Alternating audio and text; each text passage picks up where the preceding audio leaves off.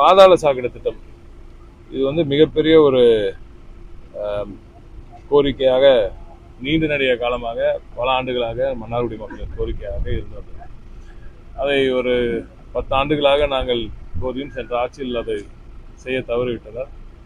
ஏற்கனவே நம்ம 2011 10-11 மாண்புமிகு திராவிட நாயகன் அவர்களின் முயற்சியிலும் முத்தமிழர் தலைவர் கலைஞர் அவர்களின் இந்த பொற்கால ஆட்சியில் இது ஆரம்பிக்கப்பட்டு அதுக்கப்புறமா ஆட்சி மாற்றத்தின் காரணமாக அப்படியே கிடப்பில் போடப்பட்டது.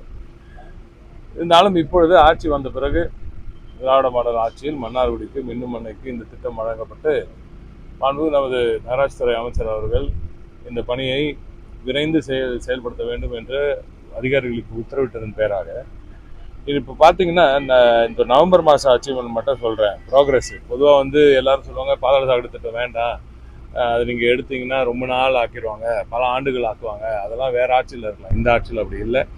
இப்போ மன்னார்குடியின் சிறப்பை இன்னும் மேம்படுத்துவதற்காக நடக்கிற இந்த திட்டத்தில் மெஷின் ஹோல்ஸ் மட்டும் நம்ம டார்கெட் 800 மெஷின் ஹோல்ஸ் போட்டிருக்கணும். ஆனால் இப்போதைக்கு நம்ம போட்டிருக்கிறது 1106 மெஷின் ஹோல் போட்டிருக்கோம். சுவர் லைன் அந்த மெயின் லைன் போடுறது நம்ம டார்கெட் 12,127.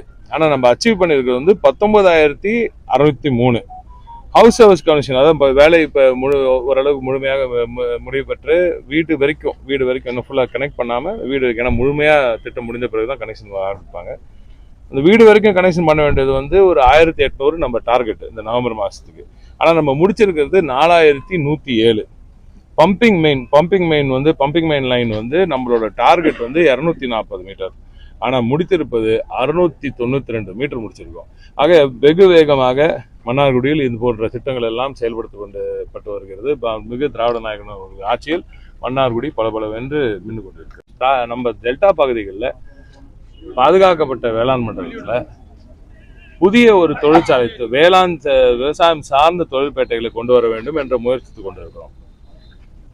நம்ம பகுதி மக்கள், படித்த இளைஞர்கள், எவ்வளோ விவசாயிகள் பெருங்குடி மக்கள் இங்கே வாழும் பகுதியில் விவசாய பெருங்குடி மக்களின் பிள்ளைகள் எவ்வளவு ஆயிரக்கணக்கான பிள்ளைகள் வேலைக்கு அவங்க பல்வேறு இடத்துக்கு போக வேண்டியதா இருக்கு.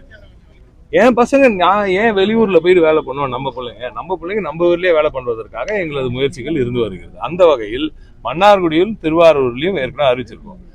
அந்த கொற்கை பகுதியில மற்ற பகுதியில எல்லாம் இடம் இருக்குன்னு நிறைய பேர் சொல்லிட்டு இருந்தாங்க. அங்க கால்நடை ஒரு பெரிய ஆராய்ச்சி மையம் இருக்கு.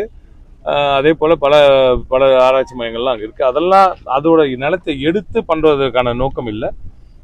அங்கே தேவைப்பட்டால் மக்கள் கேட்டால் திருவாரூர் மட்டுமல்ல, டெல்டா பகுதியில் பல்வேறு பகுதிகளில் பாதுகாக்கப்பட்ட வேளாண் மண்டலத்தில் எந்த ஒரு சுற்றுச்சூழலுக்கு பாதிப்பும் இல்லாத விவசாயம் சார்ந்த தொழிற்பேட்டைகளும் சுற்றுச்சூழலுக்கு பாதிப்பு இல்லாத தொழிற்பேட்டைகளும் கொண்டு வரப்பட்டு இங்க இருக்கும் பிள்ளைகளுக்கு படித்த இளைஞர்களுக்கு குறிப்பாக பெண்களுக்கு அதிகமாக வேலைவாய்ப்பை வழங்கும் வேலையில் தீவிரமாக இறங்கி இருக்கிறோம். எங்கெல்லாம் இடம் கிடைக்குதோ பண்ணுவோம். இடம் மக்கள் முன் கொடுத்தா ரொம்ப நல்லது. நமக்கு அரசு இடம் இருக்கிறது உங்களுக்கே நல்லா தெரியும். இங்கே ரொம்ப கஷ்டம், நிலம் கிடைக்கிறது ரொம்ப கஷ்டம். நம்ம பகுதிகளில் நிலம் கிடைத்தால் நிச்சயமாக மறக்காம சர்ப்ரைஸ் பண்ணுங்க. தேங்க்யூ.